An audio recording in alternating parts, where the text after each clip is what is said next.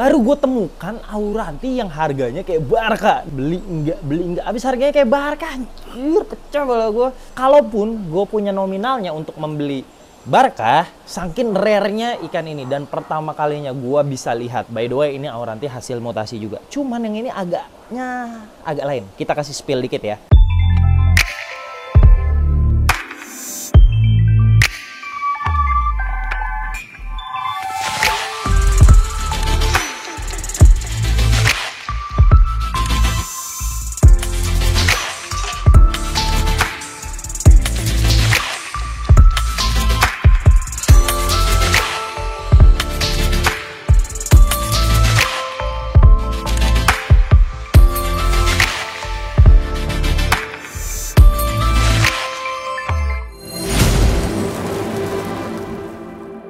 Halo Sobat Ikan, ketemu lagi di Bodyfish Channel. Thank you udah ngeklik video ini. Dan di video kali ini gue akan kasih surprise mengenai Auranti. Baru gue temukan Auranti yang harganya kayak Barca. Dan gue mikir sekian lama, beli enggak.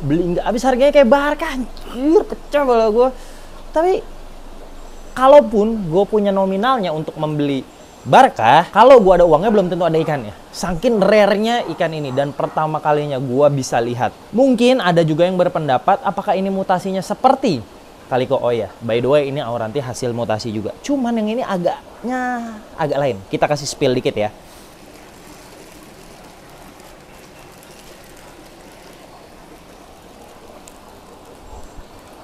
Tuh.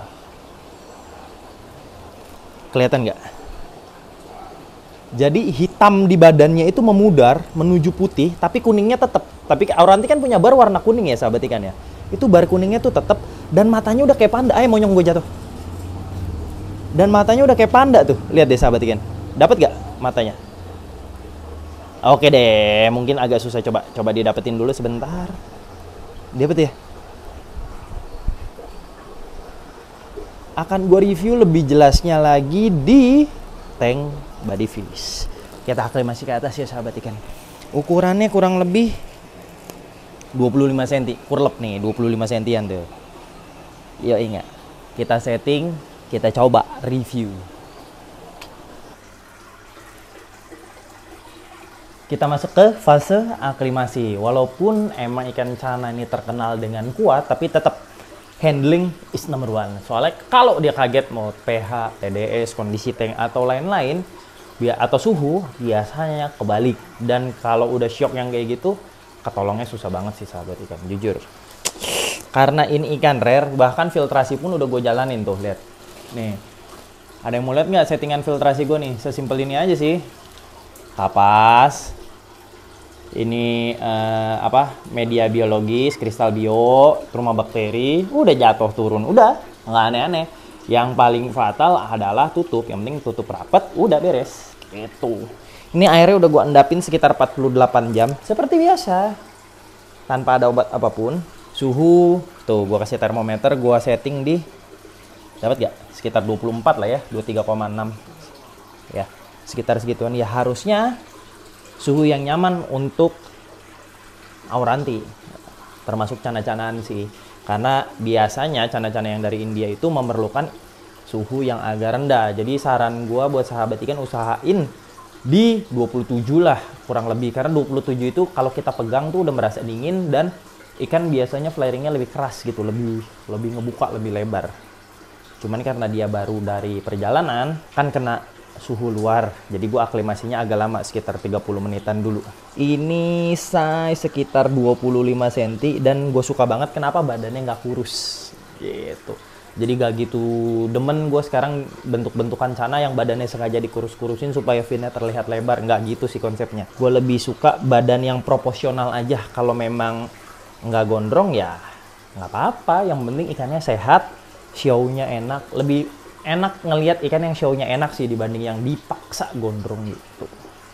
Karena biasanya yang dipaksa gondrong itu memiliki sedikit anomali dari proporsional badan, dari pola makan aja dia udah pasti kurang normal gitu. Tapi kalau kita lihat kepalanya dan badannya itu simetris, nah biasanya ikan lebih berpotensi, lebih sehat dan lebih gampang buat dijual. Gitu sih sebenarnya. Intinya kita rawat aja pakai hati. biar nanti ikannya ngerasa kita sayangin, dia akan tampilin versi terbaik dari diri dia. Apapun yang dirawat, ya kan? Contoh ya, kalian pernah lihat supermodel, perawatannya semahal apa coba? Mahal banget kan? Jadi sebenarnya cantik relatif, bagus relatif, tapi perawatan yang mahal. Biasanya yang nggak bisa merawat itu yang baru jelek gitu. Baik badan kita nggak bisa merawat diri, ya diri kita jelek. Ikan kita nggak bisa merawat ikan, ya bukan ikannya beli jelek, enggak. Tapi ya kalau kita nggak bisa merawatnya dengan baik, apapun, mau supermodel kayak mau ikan paling bagus sedunia kayak, kalau kita nggak bisa rawatnya, jelek-jelek juga ujung-ujungnya gitu. Oke, kita diemin sekitar 15-20 menit lagi, baru kita rilis dan kita review gaya renangnya di tank. Setelah 15 menit sahabat ikan, let's go. Kita rilis pelan-pelan. One and only di Indonesia. Hahaha, kembali Buddy Fish yang ngeklaim duluan. Auranti Platinum. Tapi Platinum itu sebenarnya hasil mutasi apapun itu sih. Platinum, leukistik, melanistik. Jadi Calico ini baru pertama kali ditemuin di Auranti gitu. Nah, ini pertama kalinya Platinum. Kalau Calico kan dia kuning ya. Jadi bar hitamnya tuh jadi kuning.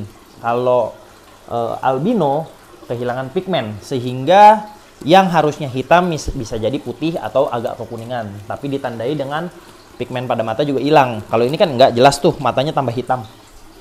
Gitu. Bedanya kalau si Calico kan sekarang kita udah bisa temuin lah, sekitar dari ada 10.000 Auranti kita bisa dapat 10 ekor yang Calico. Tapi kan kalau Platinum ini masih bener-bener gak pernah sih, ini juga pertama kalinya gue lihat, makanya untuk jejak digital gue videoin aja. Sabar ya, oplos ya. Masih sedikit beda sih suhu airnya. Semoga Aurantinya nggak galak ya. Bukan sakit sih, kaget.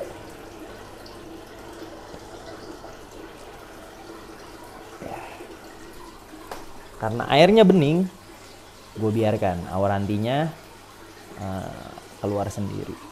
Dah, kita tunggu aja pelan-pelan. Mungkin ada yang komen size tanknya agak kebesaran, ya nggak apa-apa.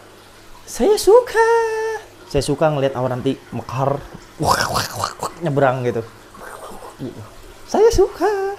Ya nggak apa-apa, coba aja dulu. Ya nggak? Tapi kalau Auranti Platinum bisa ikut kontes gak ya? Kayak Super Red gitu kan, kayak ada kelas unik gitu kan. Auranti ada nggak ya?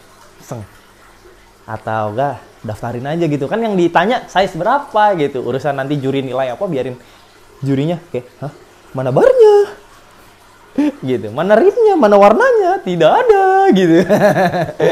Kita coba nggak ya? Nantilah kita kapan-kapan di kontes mana gitu kita prank. Daftar Auranti kita bawain, kita lihat gimana komentar juri dan peserta-peserta lainnya. Jadi kita jangan jual dulu, kita pajang dulu. Mana dia belum mau keluar, dia songong. Apa karena belum ada nama ya, jadi dia nggak mau keluar ya. Nah, dia lagi nyium-nyium bau air di tanknya nih, kita tungguin.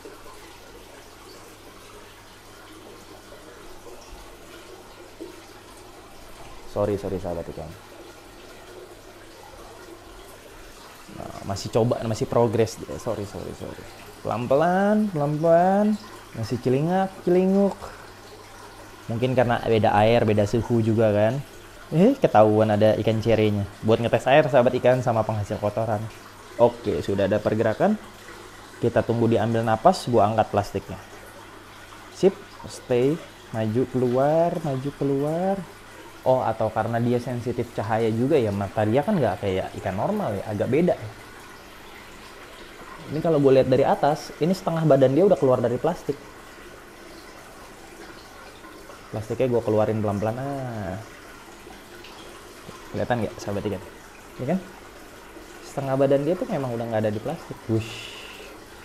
Keluar sendiri. Yeay. Tuh kan, tinggal kuning-kuning di barnya doang. Sama yang di badan. Jadi apa ya? Mau kuning putih lah kita bisa bilangnya. Cuman segini jauh sih, warnanya belum naik. Nanti gue videoin ya, before gue ada video dia sebelum dikirim ke sini ada. Jadi di tank lamanya dia tuh warnanya lebih putih lagi dari ini. Cuman mungkin ini karena dia shock ya. Dia mungkin karena dia shock di packing, mungkin kegoncang-goncang juga selama pengiriman, jadi warnanya belum naik full. Nah, ini hal yang biasa sih kalau di dunia percanaan. Jadi gue nggak akan komplain. Oke, setelah dia aklimasi, hal yang gue lakukan adalah copot filter dan matiin lampu.